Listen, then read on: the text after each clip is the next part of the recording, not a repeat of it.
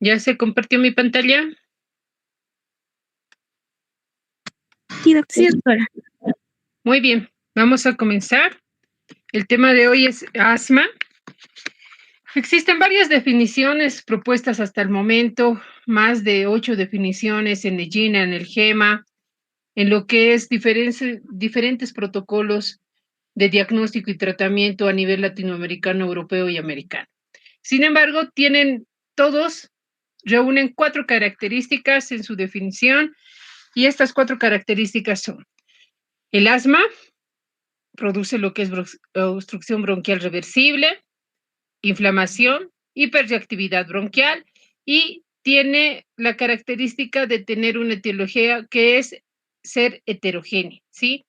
Entonces podemos decir que el asma es una enfermedad inflamatoria de las vías aéreas a la que se asocia una intensa hiperreactividad bronquial frente a estímulos diversos, actuando conjuntamente, o ambos fenómenos ocasionan la obstrucción de la obstrucción bronquial, cuya intensidad varía de manera espontánea o por la acción terapéutica que se le da a cada paciente. En cuanto a su prevalencia, ya podemos indicar que varían según los factores genéticos y ambientales a nivel mundial que tiene cada región. Si ustedes pueden ver, la mayoría de estos se encuentran a nivel de lo que tienen mayor porcentaje, más o igual a 10.1 por 1000 habitantes, ¿sí? En rojo. Y de 7.6 a 10 por 1000 habitantes en amarillo. Bolivia, como siempre, no tiene una estadística hecha, ¿no? Pero Perú, lo que es Chile, llevan encabezando Brasil, ¿ya? Encabezan la alta incidencia de el asma. Fíjense a nivel latinoamericano, Lima con un 26%, Colombia con un 14.1%, ya ve Brasil con un 19.7%, y vamos viendo sus porcentajes, pero Bolivia no tiene un porcentaje real porque no hacemos ciencia, no investigamos, lastimosamente. Mortalidad. Se da en la mayoría de los países con menos ingresos o bajos ingresos y, la mortalidad se presume que es alrededor de 250,000 muertes anuales, lo que significa un 22.2 o un 38.4% de muertes a nivel anual, ¿sí? ¿Quiénes son los que sufren mayor mortalidad? Pacientes que ingresan a UTI, ¿sí? Requieren hospitalizaciones, tienen una mortalidad o alcanzan una mortalidad entre 4 a 7%. La prevalencia. Actualmente se presume que existen más de 300 millones de pacientes diagnosticados con asma. De estos 300 millones, 10 a 18% son adultos y 15% son niños. Tiene una elevada prevalencia, ¿ya? Sobre todo en personas o en la infancia, ¿no? En pacientes que están en la infancia. Aumenta esta prevalencia un 25% con el año de vida y un 50% a los 2 años de vida. La incidencia se puede presentar a cualquier edad. Si nosotros hablamos, es con mayor frecuencia en la niñez, pero también tenemos que tomar en cuenta en aquellos pacientes más de 30 a 40 años por factores laborales, ¿no? El asma de origen laboral. Entonces, se presenta a cualquier edad. La frecuencia máxima es a los 3 años. La frecuencia de ataques mayor es en hombres que en mujeres, en una relación 2:1 en relación a las mujeres. En cuanto a la etiología, tiene una base genética, y esto es importante que ustedes lo vean, porque lo vamos a ver más adelante en lo que es la fisiopatología.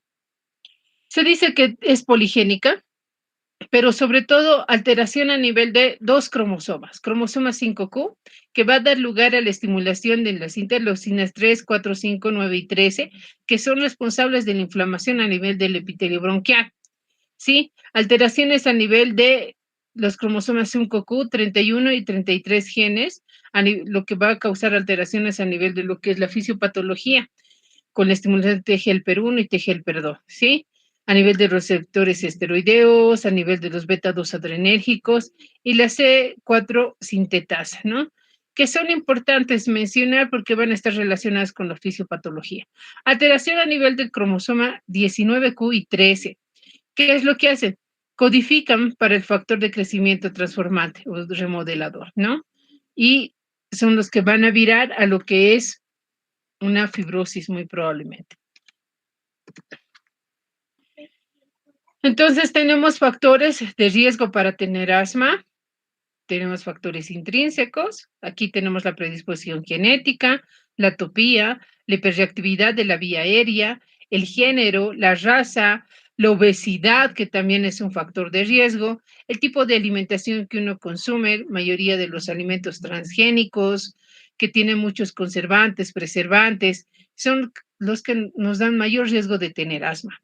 Infecciones virales incipientes, factores extrínsecos o ambientales, aquí tenemos a los alergenos, los ácaros, el tabaquismo pasivo, la inhalación de químicos irritantes, sobre todo en el asma laboral, agentes farmacológicos, agentes físicos, como el frío, por ejemplo, infecciones respiratorias, y también tenemos elementos desencadenantes de las crisis. Aquí tenemos a los alergenos, infecciones virales, el ejercicio, la hiperventilación, el aire frío, el dióxido de azufre y gases irritantes, fármacos como los beta-2 bloqueadores, la aspirineta, el ácido acetilsalicílico, el estrés, irritantes como los aerosoles domésticos que utilizamos, los famosos ambientadores, humos, combustible de biomasa, el estar expuesta al humo de la leña, el humo del carbón, también pues, son elementos que nos sirven para que ese paciente pueda entrar en crisis. Dentro de las infecciones, como el virus sincicial respiratorio, en lactantes, rinovirus y para influencia, se dice que son factores de riesgo para que tengan asma. La menor edad de la madre, la duración de la lactancia, menos de 6 meses, que el niño sea prematuro, el bajo peso al nacer, el consumo excesivo del paracetamol, son factores de riesgo para tener asma. Es así que estos factores que hemos mencionado anteriormente los vamos a dividir en dos grupos, ¿sí? Son factores de riesgo primarios y factores de riesgo secundarios. Dentro de los factores de riesgo primarios, escuche muy bien, inducen a padecer la enfermedad, mientras que los secundarios son los capaces de desencadenar las crisis. Entonces, dentro de los factores primarios, que son los que inducen a padecer la enfermedad, tenemos factores predisponentes, como ser la genética, la atopía, el sexo, generalmente masculino.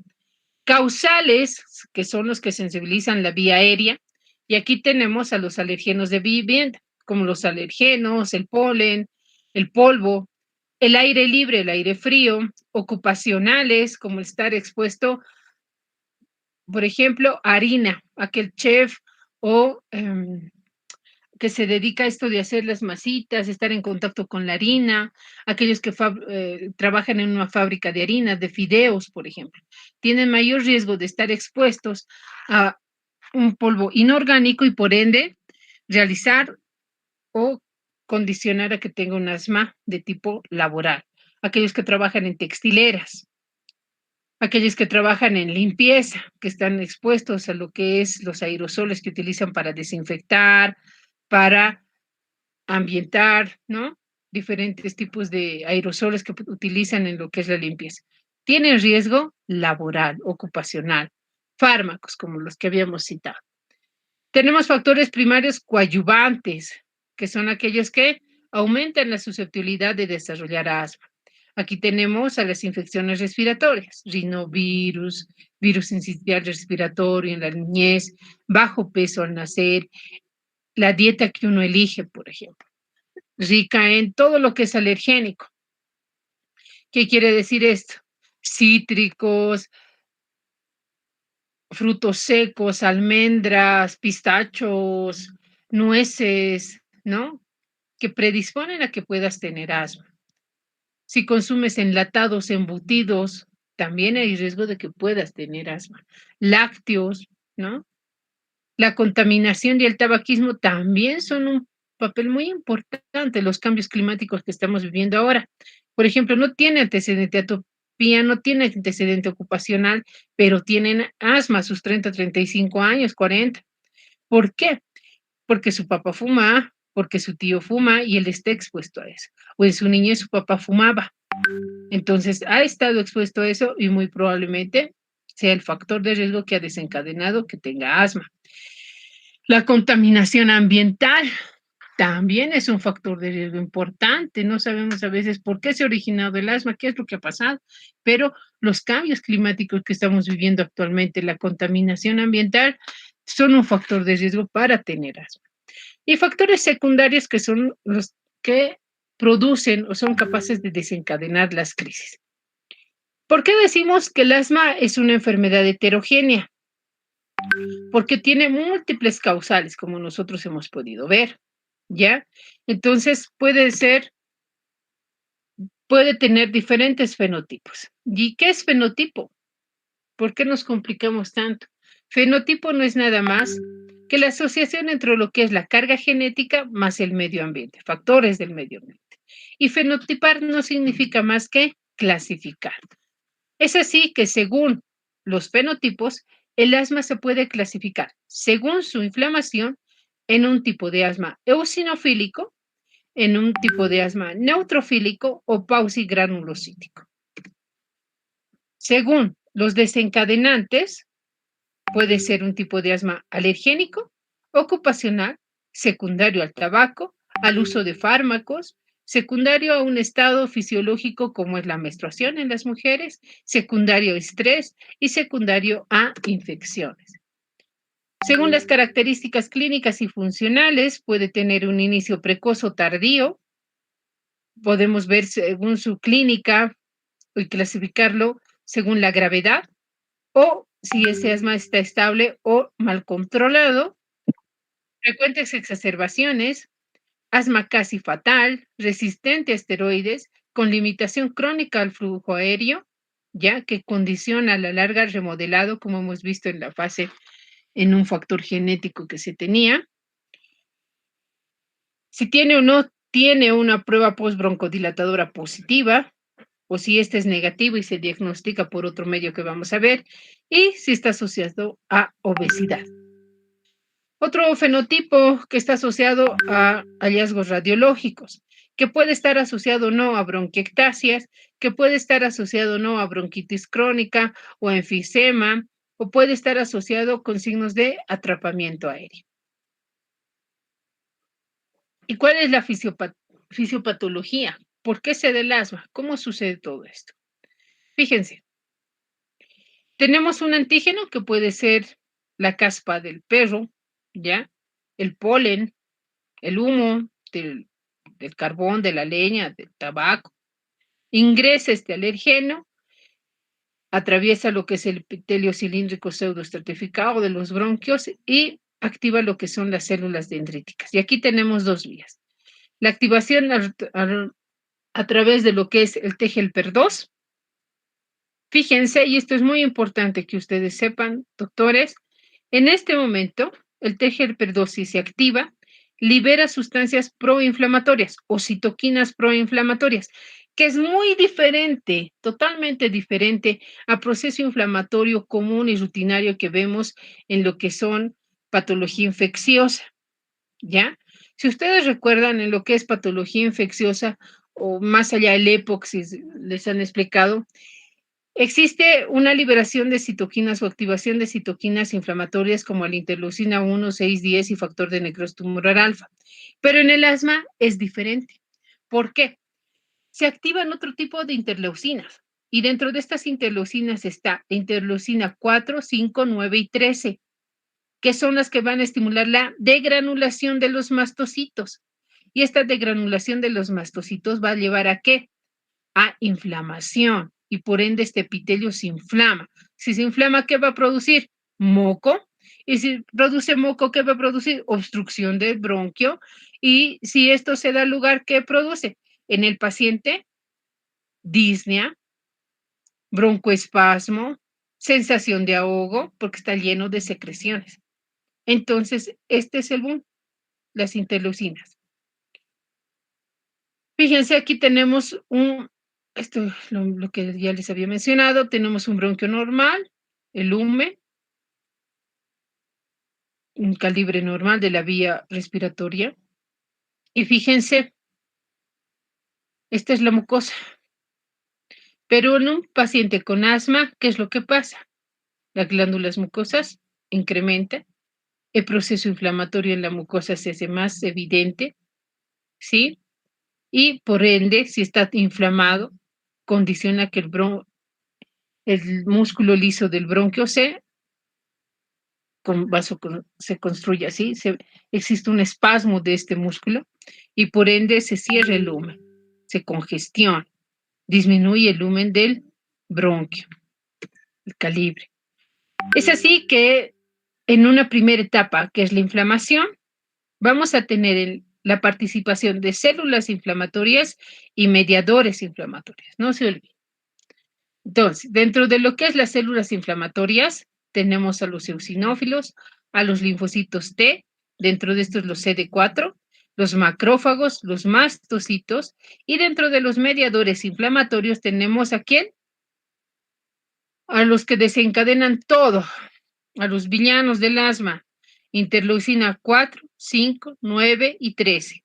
Y el estrés oxidativo propiamente dicho que se da en la fisiopatología del asma. Lo mismo, los alergenos, activación, afectan a las células epiteliales, producen degranulación de los mastocitos y obviamente va a haber también participación de las células CD4, activación de los eosinófilos, lo que condiciona todos estos mediadores inflamatorios, células inflamatorias, participan para que se dé la broncoconstricción e hiperreactividad de las vías aéreas donde se produce moco. Existe un mecanismo dentro de este que es el de sensibilización, ¿sí? ¿Han debido escuchar ustedes en algún familiar, vecino, pariente, amigo, compañero, que les dice, a mí me han puesto penicilina hace 10 años, hace 5, hace 3, hace un año, pero esta vez me han vuelto a colocar, he tomado y casi me muero, ¿sí? Porque me he hinchado o he dejado de respirar, ¿sí? O me ha dado un prurito generalizado o he tenido una reacción alérgica. Entonces, a esto se conoce como mecanismo de sensibilización. Fíjense, entra el alergeno, va la célula presentadora de antígeno, el famoso TGLP2, activa el TGLP2, linfocitos B y se activa la inmunoglobulina E específica. ¿Qué condiciona? Mediadores. ¿Qué me has dicho que los mediadores hacen? Son los terroristas en el asma. Interleucina 3, 5, 9 y 13.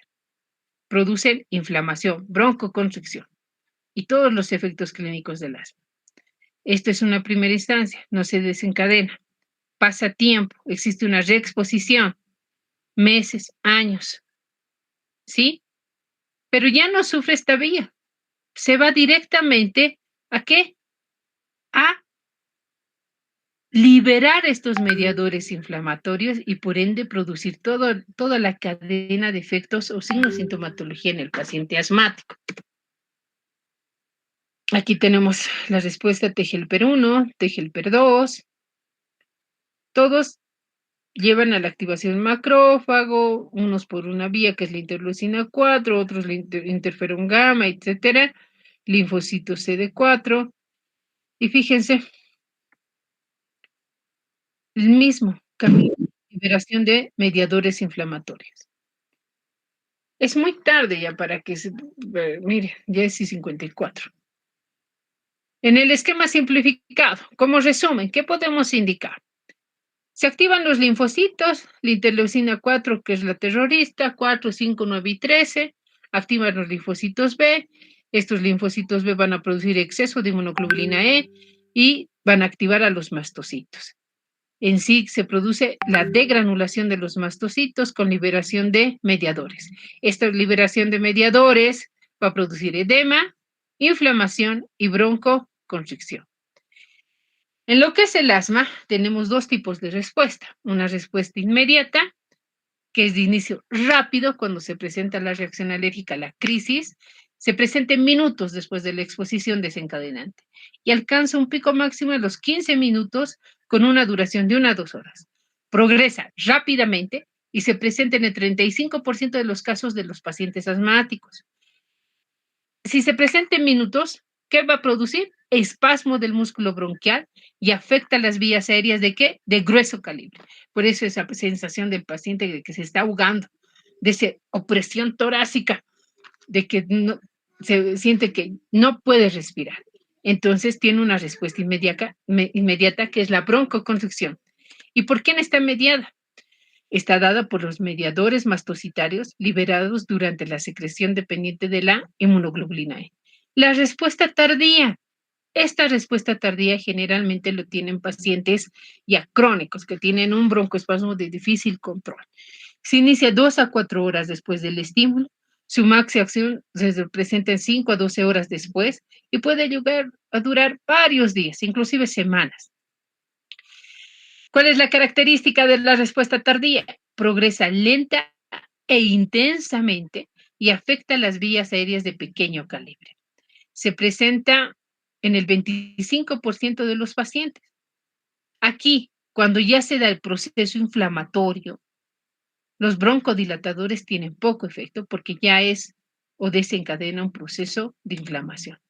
Y esta base inflamatoria se da por la llegada de las células, ¿se acuerdan? De las células mediadoras de inflamación, como los neutrófilos, eosinófilos, mastocitos y células T. Es importante, además de haber visto la pincelada de lo que es la fisiopatología del asma, en resumen, porque es poco tiempo el que tenemos, existen otros mecanismos neurológicos involucrados en la fisiopatología, como efectos colinérgicos, adrenérgicos, no colinérgicos y no adrenérgicos. Esto es importante citar porque han debido leer ustedes que el tratamiento para el asma son beta 2 adrenérgicos, bloqueadores beta 2 adrenérgicos. ¿Por qué? Vamos a ver. En el asma se desencadenan estímulos adrenérgicos beta. Estos beta, ¿qué es lo que favorecen la liberación de lo que es la prostaglandina E2? ¿Qué favorece? Todo lo que es el metabolismo de lo que es el ATP, ADP y el AMP cíclico, ¿sí? Todo esto, si se da tal cual está, produce degranulación de mastocitos. Y esta degranulación de mastocitos aumenta por la liberación de mediadores inflamatorios. Y ojo, si estamos hablando de liberación de mediadores, va a haber broncoespasmo y toda la clínica del asma. En el asma también se logra un estímulo colinérgico, pero tiene más que todo a bloquear este ciclo, ¿sí? Mientras que los adrenérgicos producen el proceso de lo que es inflamación y broncoconstricción. Otra vez repasamos. La inflamación que produce obstrucción, condicionada por la contracción del músculo liso, edema de pared y secreciones bronquiales. Si existe obstrucción, hay un aumento de la resistencia pulmonar, un aumento del trabajo respiratorio y por lo tanto existe disminución de flujo expiratorio. Entonces se da el atrapamiento aéreo y disminución de flujo inspiratorio. Muy bien, ya hemos terminado con fisiopatología. ¿Cuáles son las manifestaciones clínicas del paciente con asma? En primer lugar, vamos a tener alopresión torácica, sensación de falta de aire eminente si es que ese paciente tiene crisis o no se ha controlado muy bien su asma. Luego va a sentir que el pecho le silba, ronronea, tiene un gato en el pecho o como dicen los españoles, ese pecho pita, ¿no? Puede estar acompañado de disnea. Obviamente, ese bronquio está lleno de secreciones, está y no hay por dónde entre aire. Ustedes recuerden que los bronquios son vías aéreas de conducción, conducen el oxígeno. Y tenemos ese paciente al tener obstrucción, al tener edema, al tener moco en el bronquio, obviamente para tener accesos de tos productiva, de tipo mucoso que se puede llegar a sobreinfectar y puede llegar a ser un tipo de tos productivo mucopurulento. ¿Qué es lo que nosotros debemos hacer? ¿Cómo sospechamos de que ese paciente tiene asma? porque el EPOC, si más no recordamos, tiene casi la misma clínica que de Disney, tos productiva, etcétera. Entonces, ¿cómo sospechamos? Se ha propuesto esta diapositiva, estas preguntas que nosotros tenemos que indagar, preguntar en nuestra anamnesis al paciente. Y esta sospecha se basa en la presencia de 2 o más de los síntomas clave. Si mi paciente tiene sibilancias, te dice, me silba el pecho, me pita, no, me ronronea, tiene tos, tiene disnea, opresión del pecho, sensación de pecho apretado. Si tiene más de 2 o más de 2, sospechamos de que pueda tener asma. Ojo, variabilidad es otro componente importante que el paciente asmático. Todos estos síntomas van a tener variabilidad. ¿Qué quiere decir eso? Que todos estos síntomas van a variar en el tiempo, en intensidad y presencia de factores desencadenantes. Por ejemplo, ahora que está haciendo frío en la ciudad de La Paz, en la mañana, que era, ¿se acuerdan? Un factor desencadenante de crisis, el estar en contacto con aire frío, la nieblina. Se despierta ese paciente y lo primero que siente es ronroneo en su pecho, dificultad para respirar, si es que no se ha colocado su aerosol o se está dando cuenta que tiene asma. Sospecho de que pueda ser asma. Otro, aumenta, mejora, disminuye la clínica, pero otra vez en la noche por el frío. Siento que en la noche aumenta más porque siento otra vez sensación de ahogo. Cualquiera de estos 2 o más síntomas que se presenten, ¿sí? Tiene que haber variabilidad. Al contrario de la época, no varía. O al contrario de las bronquiectasias que van a toser todo el año, verano, las 4 estaciones, invierno, otoño, verano, sí, primavera, tose. Pero nuestros pacientes van a tener variabilidad. Por ejemplo, en primavera van a estar tranquilos, tal vez no por el polen, aquellos que tengan alergia. Pero en un clima que no haya tanto frío ni tanto sol, ellos van a estar tranquilos, nuestros pacientes asmáticos. ¿Qué vamos a encontrar al examen físico? Obviamente, si los bronquios están llenos de flema, voy a encontrar estertores bronquiales que modifican con la tos, broncoespasmos, sibilancias, roncus diseminados en ambos hemitórax.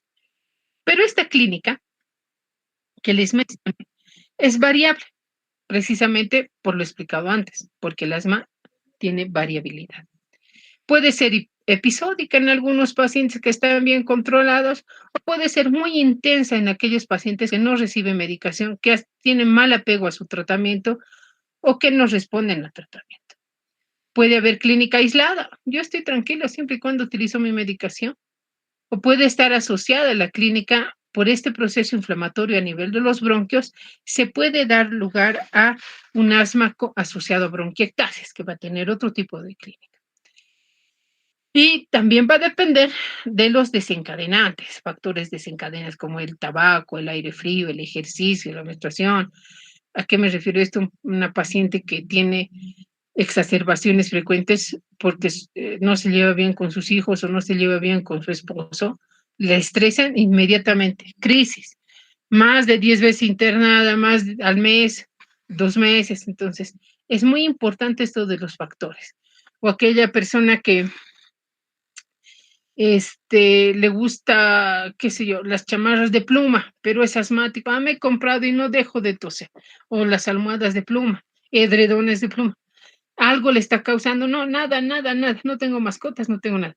Y le preguntas, ¿usted utiliza chamarras de pluma, edredones de pluma? Que obviamente, ¿no? O sea, alguna vez ha sucedido, obviamente les va a causar broncoespasmo. ¿Por qué?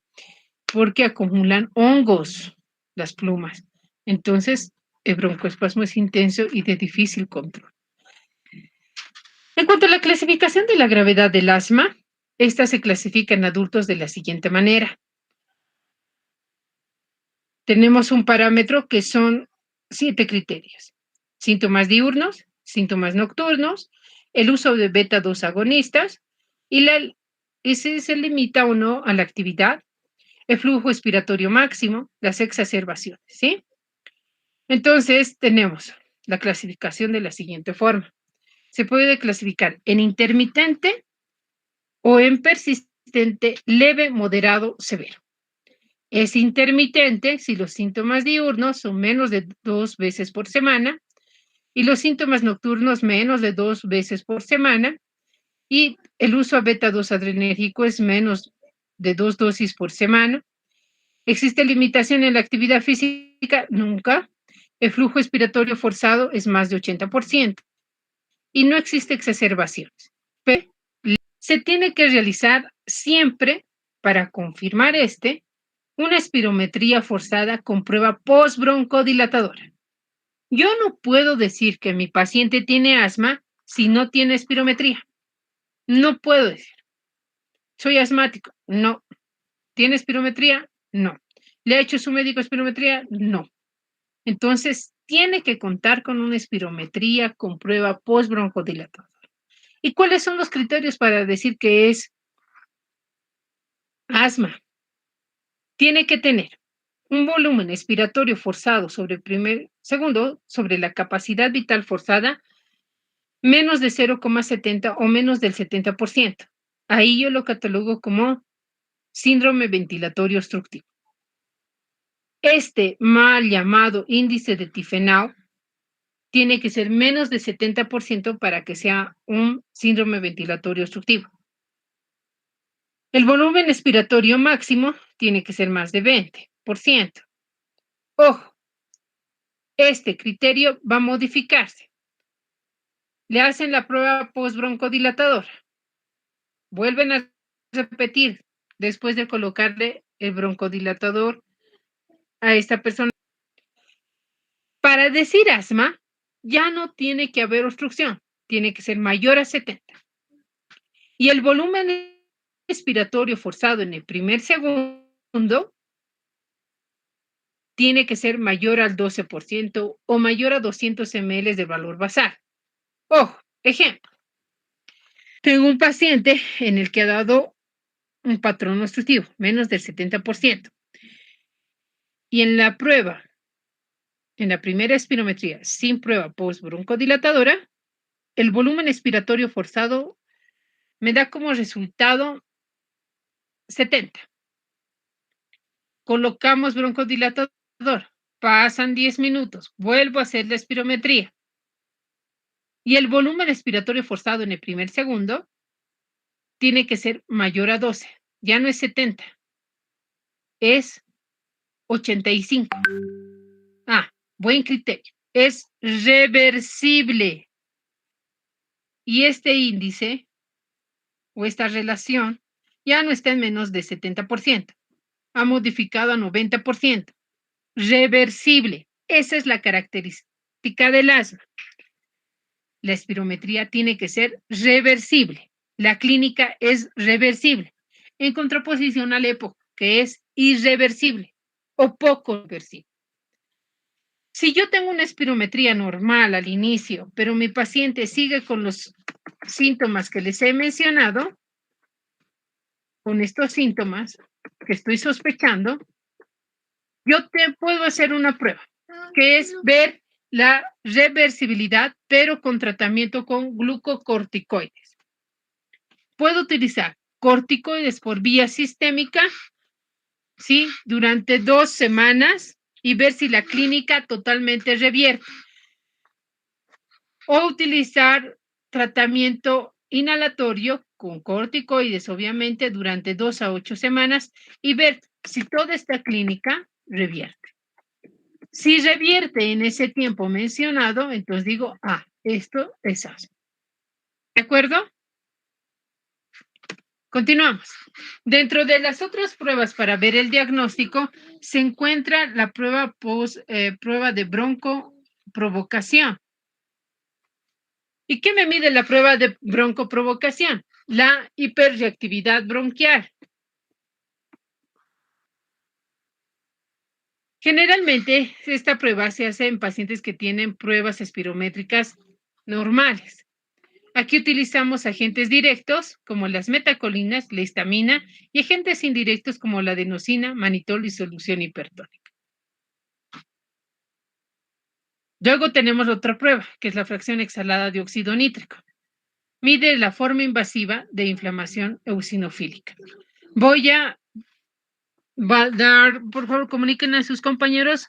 Voy a volver a la pantalla para poderlos ingresar a la clase.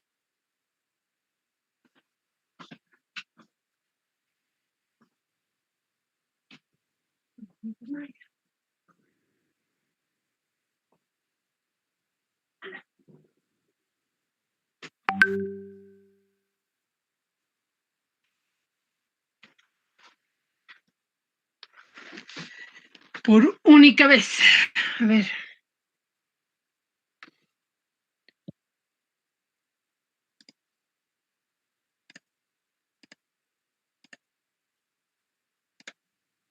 Me avisan, por favor, si se ve en mi pantalla.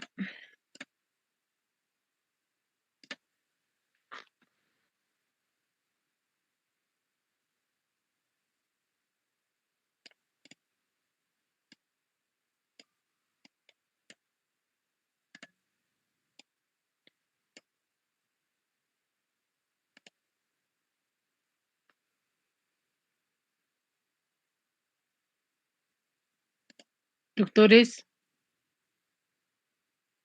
Sí se ve, doctora. Perfecto. Entonces, otra vez. Ya que hemos entrado en pausa, ya, después les digo.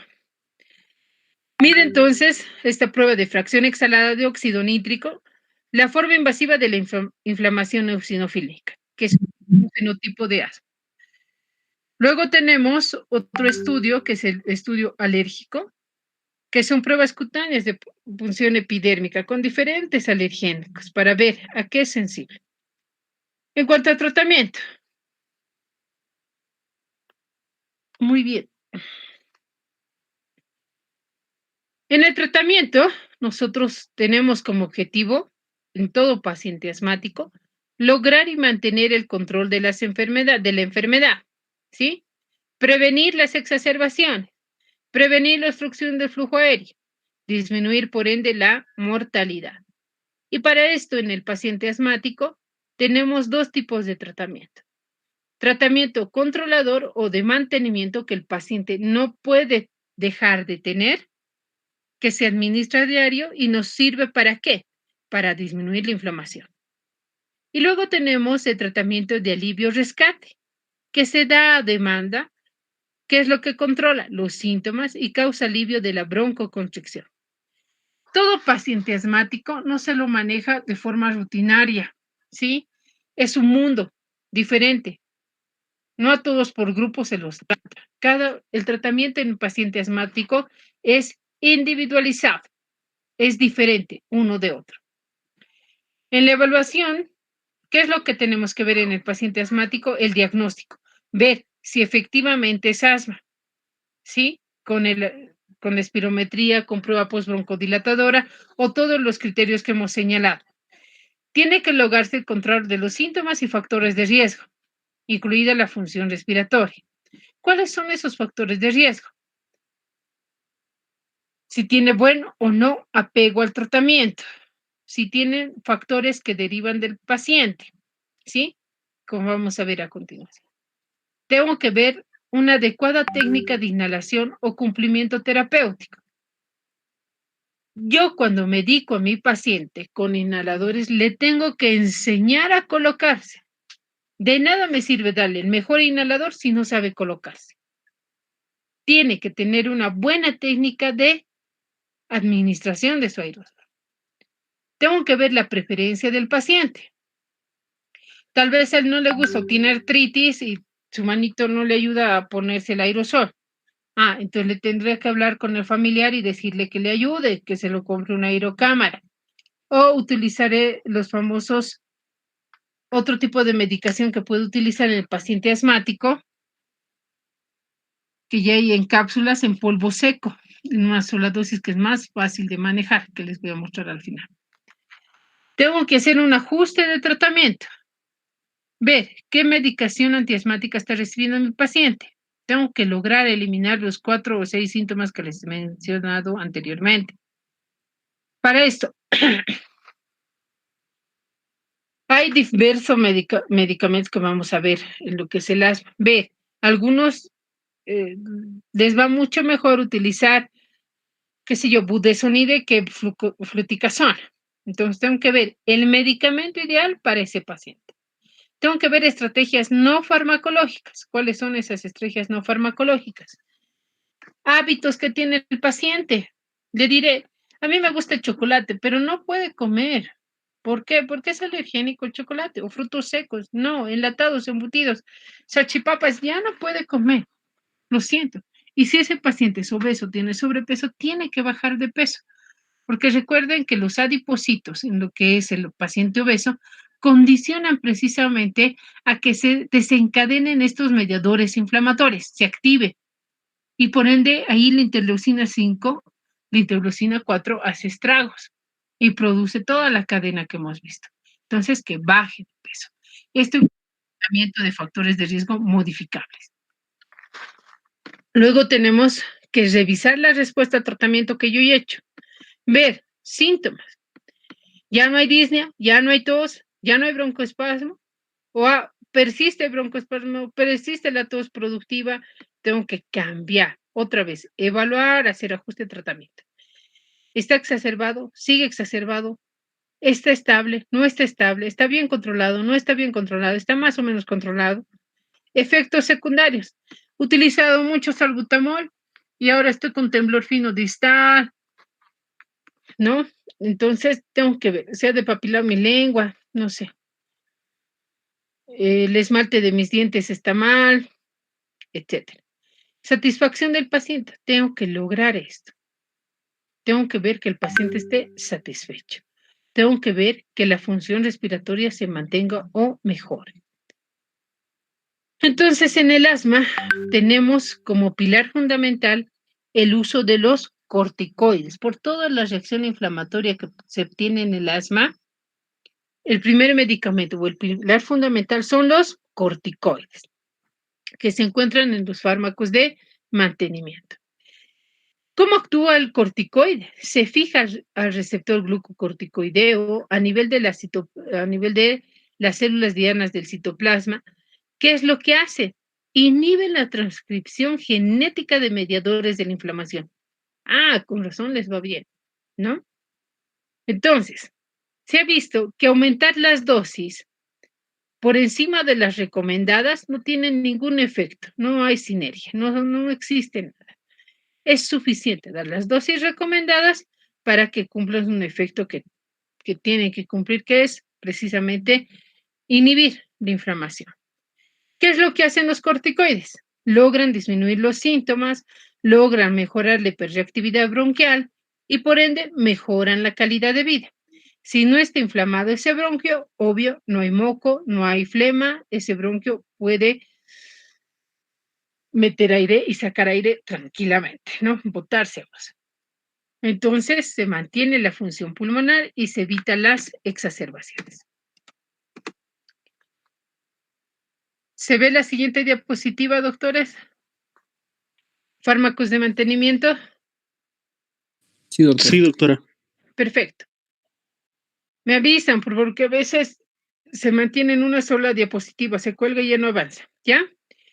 Dentro de los fármacos de mantenimiento tenemos también a otro grupo, como son los beta-2 adrenérgicos de acción prolongada. ¿Qué es lo que hacen los beta-2 adrenérgicos de acción prolongada? Relajan la musculatura lisa bronquial. ¿Qué es lo que producen? Estimulan los receptores beta-2 adrenérgicos. A estos se conocen como LABA. Se van a acordar, LABA. Aquí tenemos al formoterol, al salmeterol y al indacaterol. Por ejemplo, el formoterol generalmente viene asociado con budesonide, que es un corticoide. El salmeterol viene asociado con fluticasona y el indacaterol también con budesonide. En estos beta-2 adrenérgicos de acción prolongada tenemos al formoterol, cuyo tiempo de inicio de acción es a los 3 minutos. Por eso también es considerado como un fármaco de alivio o rescate. Se administra cada 12 horas. Luego tenemos al salmeterol. que empieza a actuar más tarde, 10 a 20 minutos más tarde, y se administra cada 12 horas. Luego tenemos a Lindacaterol, que actúa a los 5 minutos y se administra una vez al día. Tenemos en Bolivia estos dos, formoterol y salmeterol. Luego tenemos también a los anticolinérgicos de acción prolongada. ¿Cómo actúan? Bloquean la unión de la acetilcolina. ¿A nivel de qué? A nivel de los receptores muscarínicos del músculo lisobronquial. ¿Disminuyendo qué? El tono vagal. A los anticolinérgicos se los conoce como LAMA. Y dentro de los LAMA tenemos al bromuro de tiotropio, al aclidinio y al glicopirronio.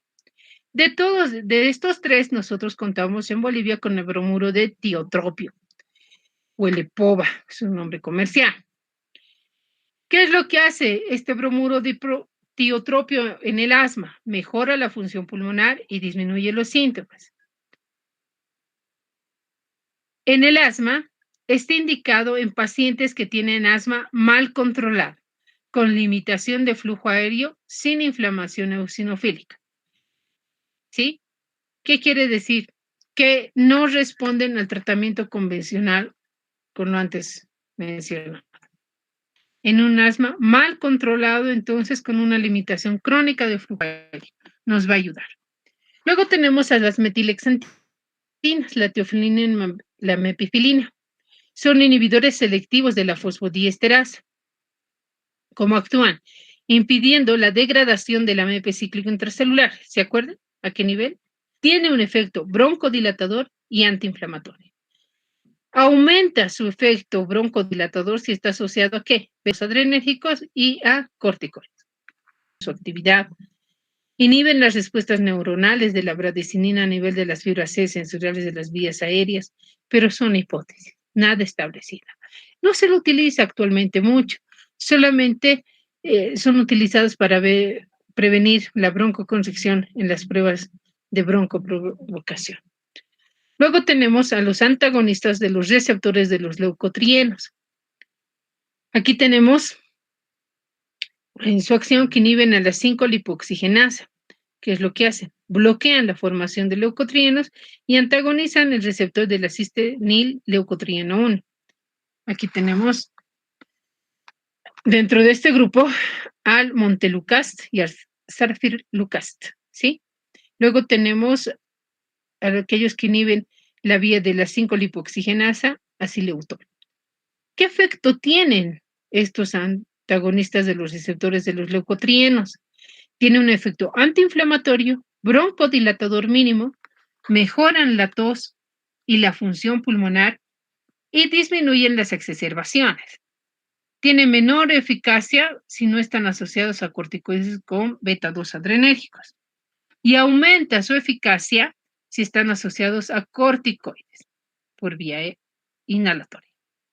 ¿En quiénes voy a utilizar los antagonistas de los receptores leucotrienos? No utilizo en todos los pacientes asmáticos, ¿no? No. Utilizo en aquellos pacientes que tienen un asma inducido por el ejercicio o que tienen un asma inducido por el uso de ácido acetilsalicílico. Pero sobre todo en aquellos pacientes que tienen asociado rinitis alérgica. Entonces, en estos tres casos me sirve el uso de antagonistas de receptores de los leucotrienos. ¿De acuerdo? En estos tres casos. En asma inducido por el ejercicio, en pacientes que tienen asma secundaria al uso de ácido acetilsalicílico o que tienen asociado una rinitis alérgica. De mantenimiento, ya hemos citado los corticoides sistémicos también. Tenemos a la inmunoterapia. ¿De acuerdo? ¿Qué es lo que en quiénes se utiliza inmunoterapia? En aquellos que tienen sensibilidad a un único alergeno, ¿sí? Sobre todo dependiente de inmunoglobulina E. Pacientes que tienen rinitis o que tienen asma moderado. ¿Para qué se utiliza inmunoterapia? Para mejorar los síntomas en aquellos que tienen hiperreactividad bronquial de difícil control, en el asma alérgica sobre todo. Y aquí tenemos el anticuerpo monoclonal recombinante humanizado, como el omalizumab, ¿sí? Que se administra por vía subcutánea cada 2 a 4 semanas, pero en aquellos pacientes que tienen alergias, ¿sí? Que tienen sensibilidad a alergenos. En eso sí puedo utilizar este anticuerpo monoclonal. Fíjense, evita la degranulación y liberación de basófilos y mastocitos, evita las exacerbaciones en un tercio de los pacientes con asma grave, alérgica mal controlada, a pesar de haber utilizado altas dosis de corticoides. Entonces puedo utilizar este anticuerpo monoclonal como el omalizumab, ¿sí? Sobre todo aquellos que tienen alergia, a más de una alergia. Muy bien, ya hemos acabado con la medicación de mantenimiento. Ahora nos vamos con la medicación o fármacos de alivio rescate. ¿Por qué habíamos dicho que es de alivio rescate?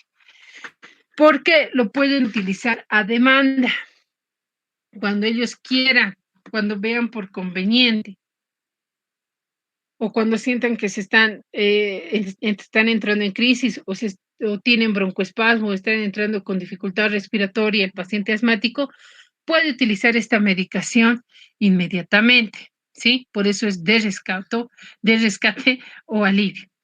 Aquí tenemos a los beta-2 adrenérgicos de acción corta, al salbutamol, conocido como SAMA.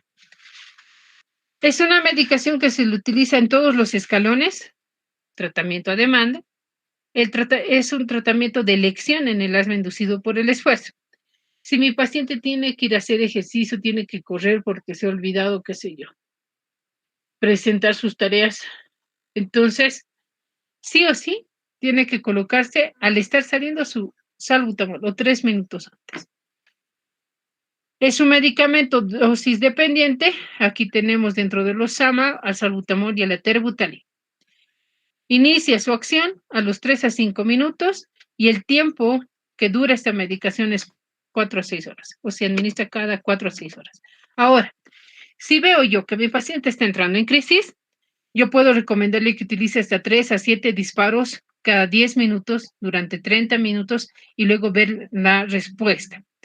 Tengo que tener mucho cuidado con este tipo de medicación como el salbutamol porque produce taquicardia, temblor fino distal, ¿sí? O puede llegar a aumentar la presión. Entonces, siempre controlando la frecuencia cardíaca, la presión arterial, nosotros vamos a ir medicando y viendo respuesta en el paciente que está con crisis. Tenemos también anticolinérgicos de acción corta, sí, dentro de lo que son el SAMA, y aquí tenemos a bromuro de ipratropio. También se administra por vía inhalatoria, inicia a los 5 minutos de administración, tiene una vida media de 4 a 6 horas y tiene un efecto sinérgico con los beta-2 adrenérgicos de mantenimiento. Lo mismo que hemos visto, y aquí tenemos los escalones de tratamiento, mejor en esta diapositiva, donde nosotros tenemos que ver la respuesta. Ya tenemos un escalón 1, escalón 2, escalón 3, 4, 5 y 6. En todos los escalones, fíjense, tenemos la participación o se les tiene que dar a los pacientes el aerosol de beta-2 adrenérgicos de corta duración. Estamos hablando del salbutamol, la terbutalina o bromuro de ipratropio. En todos los escalones. Si mi paciente está bien controlado, ya, antes, hasta el 2021, solamente se le indicaba salbutamol, ¿sí? Acción corta. Pero a partir del 2022, el año pasado, el GEMA, el GINA, que son asociaciones globales a nivel europeo que muestran y sacan cada año sus actualizaciones en lo que es el protocolo de diagnóstico y tratamiento del asma, te dice, todos los escalones tienen que manejar beta-2 adrenérgico de acción corta más un corticoide por vía inhalatoria. O sea que el escalón 1 también tiene que estar con un corticoide por vía inhalatoria. Todos, absolutamente todos. ¿Entendido? Estamos hablando de beta-2 adrenérgicos asociados a corticoides como tratamiento de mantenimiento. A partir del escalón 2, si no tengo una buena respuesta con estos dos, puedo asociar antileucotrienos. Si mi paciente tiene asma asociado a rinitis, al uso de ASA y ¿qué más habíamos dicho? Disnea de esfuerzo. Fíjense, y vamos viendo, modificando esquemas según o no le convengan a nuestros pacientes. Otra vez les menciono que el paciente asmático tiene que ser tratado de forma individual, porque algunos no responden de la misma forma con un esquema convencional. Todos, vámonos jugando con esto. Si es necesario incrementar, disminuir, cambiar, ¿sí? Aumentando teofilina o anticuerpos monoclonales, pues lo hago. Y los anticuerpos monoclonales generalmente se dan en el escalón 5 o 6. La educación es muy importante en el paciente asmático. Sé que se les priva de mucho, sobre todo si son niños, ¿no? Tienen que olvidarse de pilfruits, lechecitas, porque tienen muchos colorantes y preservantes que son encargados de desencadenar las crisis. Control ambiental. Da la casualidad que los manuales en el hospital ya está mi paciente asmático con alta y empiezan a echar aerosoles para ambientar las salas. Se tiene que volver a quedar mi paciente. Tenemos que ver tratamiento de comorbilidades. Si ese paciente está asociado a una bronquiectasia, si es obeso, tiene obesidad mórbida o no, ¿no? Tengo que vigilar esa situación. Tengo que considerar inmunoterapia si mi paciente tiene alergia a más de una alergia. Y creo que con eso hemos terminado, doctores.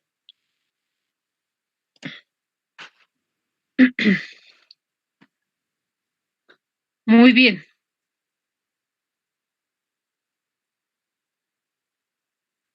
De ustedes depende. Hay un... No, ya hemos terminado, no tiene sentido que vuelva a ingresar, que ingrese a la clase. ¿Dudas, consultas? He tratado de resumir lo que es un libro en no sé cuántas diapositivas. Lo que tienen que marcar es su diferencia con EPOC, ¿no? Que es diferente. La clínica, el tratamiento, el pilar fundamental es diferente en el tratamiento en el EPOC. ¿Dudas?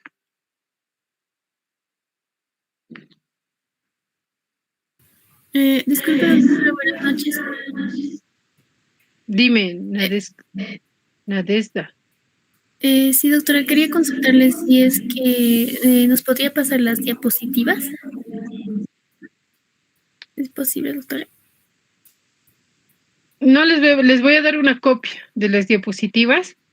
A mi grupo las pueden hacer fotocopiar, no tengo ningún problema. Ya. ¿Ya? Está bien, muchas gracias, doctora. Muy bien. Tenemos, Nadezda, ¿tú eres la encargada de todo el rote? Sí, El doctora. primer grupo. Ya, tenemos 2 deudores que han ingresado casi al finalizar. No sé, ¿de qué grupo son, doctores?